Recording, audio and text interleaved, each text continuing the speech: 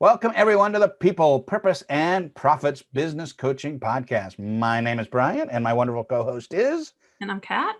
And we are excited, super excited, to share with you about a topic that is so close to my personal values, freedom. I coach specifically around freedom, connection, and passion, and freedom is such a heart of it. And let's kick it out to Kat. Why were you excited about talking about freedom? I think this is such a loaded word, and there's, oh my goodness, so much that happens. And I noticed the similarities, especially, I usually look at my journey as an entrepreneur versus, the one of my clients and the people that I come across, and then the stories of all the successful entrepreneurs in the world that had passed and the ones that are still alive. And I'm looking at this common thread, and every single one of them desires freedom. Yep. And then we're going to get into the ones that you said, because I think it's genius. But I want to address something really, really big, because people tend to get in business to become slaves to their business. Right. And they consider that freedom. And I want people to understand the true meaning of the word freedom. And we'll talk about it as this episode goes, but I would love for you to share the two ways to look at freedom. Yeah. So I recently heard this and it blew my mind. So I now get to pass on that mind-blowing stuff to you, our audience. And that is, there's two levels of freedom. There's freedom from and freedom to. And I think when you think about freedom, there's different layers of our life that one of those versions of freedom is important. And, as a coach, our words matter, and having the framework, being really clear about what we're trying to do, I think really helps ground people in what they're really trying to accomplish. So freedom from, I could say, like when I was in a toxic workplace, I wanted a freedom from a place that violated my values. I want freedom from having to, like when I wanted to become an entrepreneur, I wanted freedom from having to allow someone else to dictate my worth and hours. And so that's one thing, versus freedom to, which is freedom to what? I want freedom to be able to set my own hours. I want freedom to be able to hear a client what they need and be able to change on the fly without having to go through 20 layers of bureaucracy to be able to meet and serve their needs. I want freedom. One of my passions, I know my business is successful when, and this will be different once COVID's over, but when I can actually follow Pearl Jam on a world tour at every country, work from the hotel during the day and see them at night. That's a freedom too for me. So what are your thoughts on those two? Really, really important, because honestly, I believe that most of the people that have started a business is because they want freedom from something. Yeah. And like you said, it's either, a job or a situation or a partner. And this is not to turn anything dark, but it's true. Usually pain really drives us to freedom, to want that freedom, because there's too much going on that goes against, like you said, your own values. Yeah. And the most I notice is people not feeling appreciated, feeling undermined, feeling like they don't matter. And that really drives people and I think every single one of us has that to some extent, some more, some less. But the people that build businesses are usually really driven by never being under anybody else's, restraints. Yeah. And what I notice, and I really want people to pay very close attention to this because it's extremely important, is not to become, not to do to yourself what your bosses did to you. Because Yeah. it tends to happen a lot.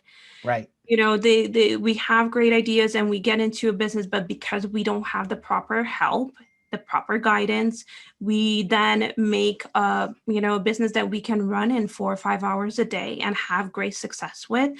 It turns into 24-hour job, and it takes us away from our family, it takes us away from the things that we want to do, and it takes us away from the thing that we desire first when we got into the career that we chose. So Yeah. I find that it's really, really important for people to recognize, and also to put the value on having that support, Mm. hiring a coach.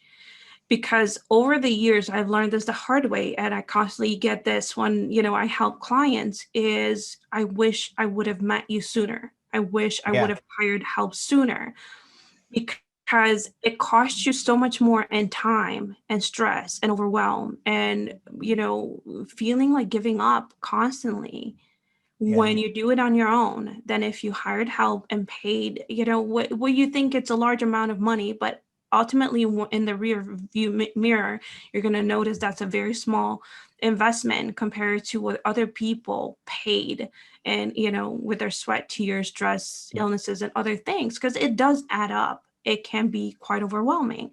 So, make sure that you do hire help, make sure that you find a mentor, get into groups, whatever you need to do, so that you can have that freedom, and that in the true sense of the word.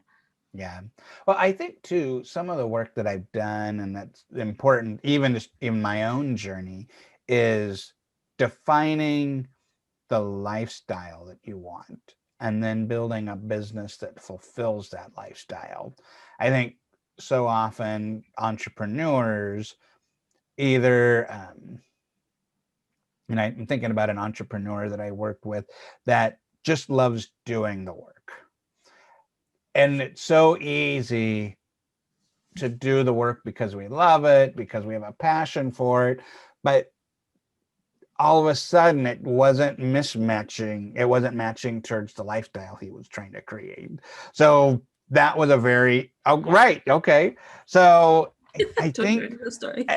and also to put in here is freedom from is not a judgment. Sometimes you need to start there for sure, but you also want to think freedom from in service of a freedom to. So we talked in a previous episode about my metaphor from a Rubik's Cube. The bottom layer, the first layer you solve might be freedom from something, but you know what it's eventually going to look at, and then you can work on the freedom to. But if you don't have those connections, you could just be having different permutations of the same level, because once again, and that's where it becomes Right. problematic. Yeah.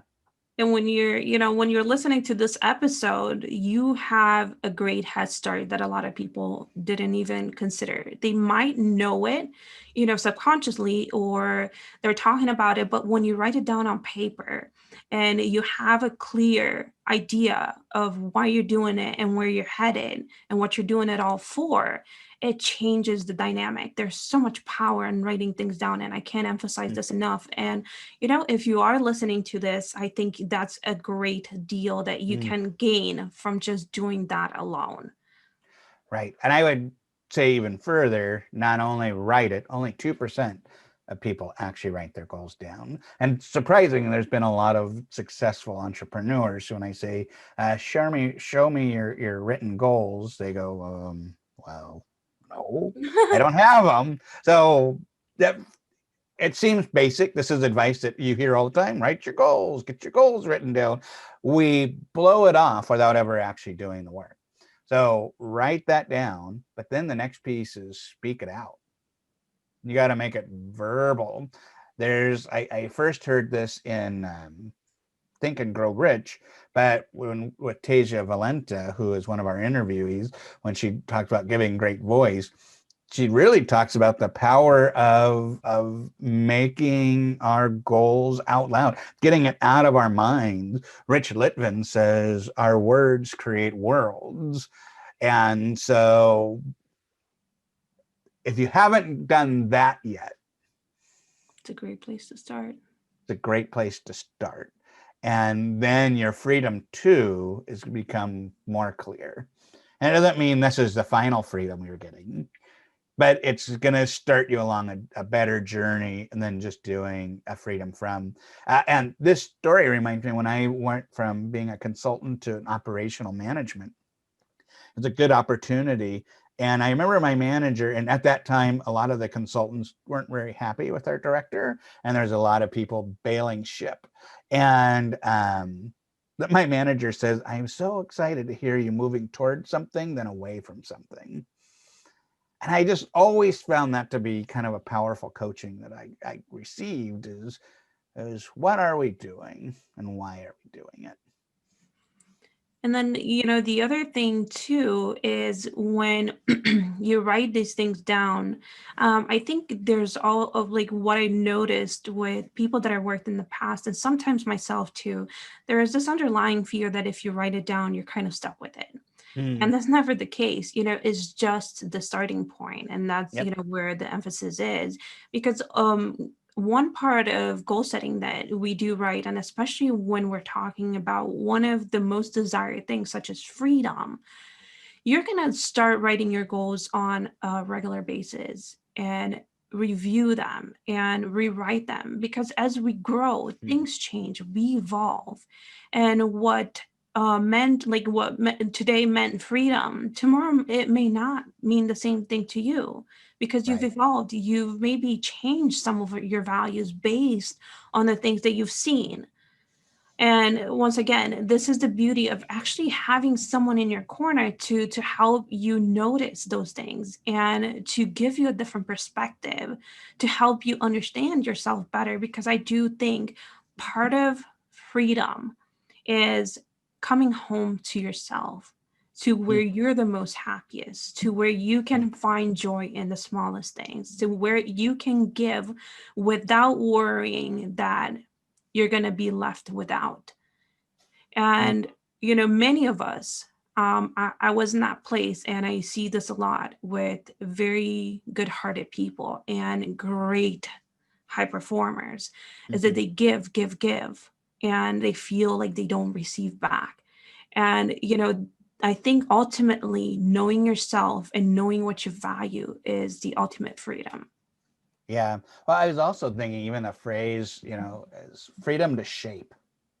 I think so often we think we are free, we have freedom to react versus freedom to create or shape Huge. where we're going. And, you're absolutely right that when you do goals, like when I do my own personal goal setting, like I'll work with clients and myself to say, where do we want to be in a year? But I don't go through blocking out everything in 12 months. Like, let's just focus on 90 days because 90 days is going to get us to something where it's not too overwhelming, but it's not too far out there. And it gives us the opportunity to pivot. It gives us a chance to say, now that we're here, do we still want to go towards what we wrote? Because maybe we've gone further than we ever believed. So then we can bump that up. Or maybe we go, wow, we just weren't ready for this yet. Look what we learned. Maybe we'll bounce it down, but we're going to be really good at it because we're now learning how to better serve our customers and our clients or in our life. And then similarly, you work with people who want to bring their business from 7 figures to 8 figures. It is a completely different game when you take it to another level. And so to do that, you can't just do more what you did to get your first 7 figures. And I think that ties into how things will redefine with what freedom means. If we can't even envision 7 to 8 figures, that also means our ability to really envision true freedom farther along is even more difficult, and that's okay. It's part of that journey. And I think the reverse is also very important. And this is not to discourage people to have high goals of making a lot of money, but I've also seen the flip coin. I've seen people that had great success money wise, but suffered terribly in Right. all areas. So, defining for yourself what that freedom means, and if you need to take a step back to gain that, there's nothing wrong with that. Some people maybe don't even feel comfortable making that much money, and dealing with it. And obviously, I think every single one of us is capable, and I've seen people that had huge fears around money that actually Mm, repelled it. They were making it, and they were broker than people that were making a third of what they were making. mm, So, freedom sometimes is coming to peace with old beliefs and blocks that you've had, or traumas that you've had from the past, mm, and recognizing and sorting through and gaining a new perspective. I think that it's mm, also a way to look at freedom. And I love the fact that you brought up creativity, mm, because I noticed we don't give ourselves permission enough to be creative, mhm, to do the things that we love, either because we fear we're not going to make enough money, or because other people are not going to validate what we want to do, we're going to lose love, or all these other emotions and reasons that are really not justified if you think about it in the long run. mm. Because I think the quality of life is really, really important, and that ties into freedom. Yeah. Well, you also make me think about how important it is when you define your freedom too, that you're holistic about it. Because, you could say, I want to have freedom to take my clients wherever they want to go. Absolutely. But I also want my family to experience this. This is what I want. So I think there's freedom too in your business, family, spiritual, fun, kind of all of those basic needs. You want to make sure that a freedom in one doesn't become a limit in the other. It's true freedom across all in that holistic needs perspective. And it's not the easiest thing to accomplish, but Right. it is doable. Because Yep. if you're, I think Tony Robbins said it and it stuck with me, and I always try to remember, especially when I'm feeling overwhelmed, is to look back and kind of reevaluate the things that I'm doing to see where taking shortcuts that are hurting me, Hmm. and where going against my own values, because fulfillment is Yep. really the new success.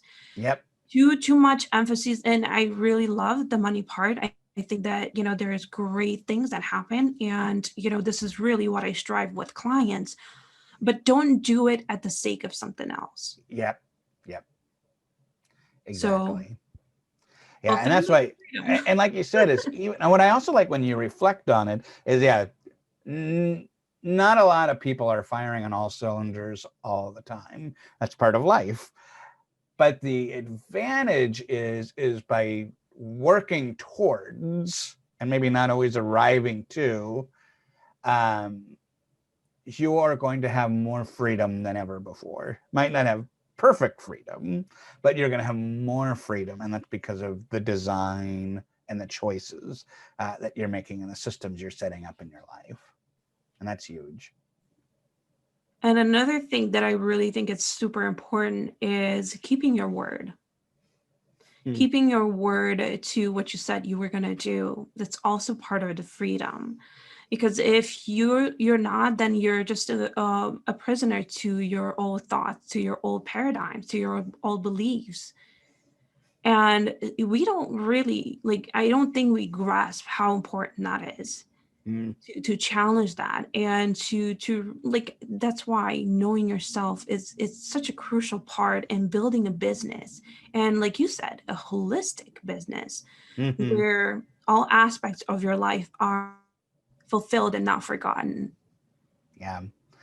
Well, this has been such a freedom freedom Manifest, inspiring conversation, right? So I think it's about time we give our audience freedom to so to stop speak. this episode and really think about it and start doing some of these actions you recommended. Is you got a back of an envelope, a back of a napkin, a post-it, journal. Write down what you want freedom to. What would freedom look like for you? Are you thinking about what's possible or are you thinking about what's probable? And really push yourself into the possibilities because that's going to help give you a shining star or a north star for your journey of freedom. And give yourself permission to explore all that you can be so Mm-hmm. that you can make the world. I think every single one of us plays a part in the grander scale of freedom, because we are not just doing it for ourselves, even though it seems that way, but ultimately we lead and inspire others to do the same. And it has such a huge impact on the overall quality of life for everybody around us and all over the world. Yep, exactly. So join our Facebook group. You can interact with Kat and I or other listeners, discuss this episode, the things that we're having you write down.